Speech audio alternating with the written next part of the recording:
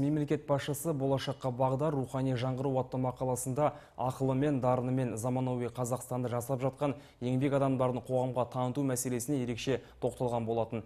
Сыр өңірінде жарық көрген жаңа басылым елбасы мақаласын қуаттап, тәуелсіздік дәуірінде өзінің еңбегімен, білімімен, өнерімен озып шыққан замандастарымызды насихаттауға басымдық беріп отыр. Сыр өңірінде Орда Кезет баспа үйінің жұмысын бастағанына биыл 2-ші жыл. Осыған дейін отбасы құндылықтарын оқырманға танытып келген Шаңырақ келбеті 3 тілде таралатын мектеп уақыты журналдарымен ерекшеленген ұжым жаңа басылымдардың тұсауын кесті. Яғни «Наследие Казахстана» аталған журналдың алғашқы нөмірі оқырманға жол тартты.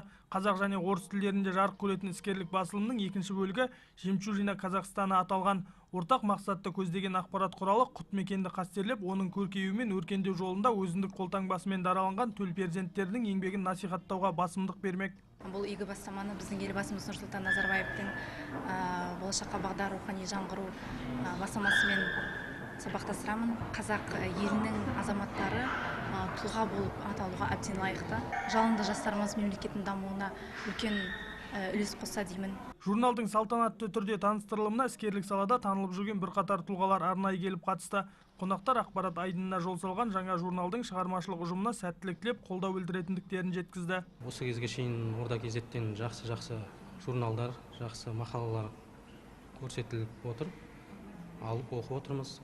Ол келешекте артымыздан ерген ұрпақтарымызға, балдарымызға өте керек дүниелерді жазады. Мен ұжымға қарап отырсам, кілке жастар жүрген жерде бәрі алға басады. Жақсы кісілерді таныстыру, елге көрсету деген сияқты. Сондай бағымыз сондай. Мұнда дәрігерлер де бар, кәсіпкерлер де бар, еңбек ерлері де бар, барлық жағынан спорт жағы болсын.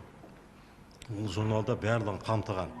Өте жақсы журнал деп есептеймін. Елбасы қазіргі медиа мәдениетті суырыла сөйлейтін шешендер емес, өмірдің өзінен алынған шынайы оқиғалар қалыптастырады деген болатын.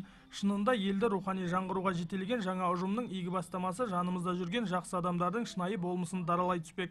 Асқар Тәжиев, Нұрлыбек Нұрмұхан, Тосқан Сәтбай, Қазақстан, Қызылорда телеарнасы.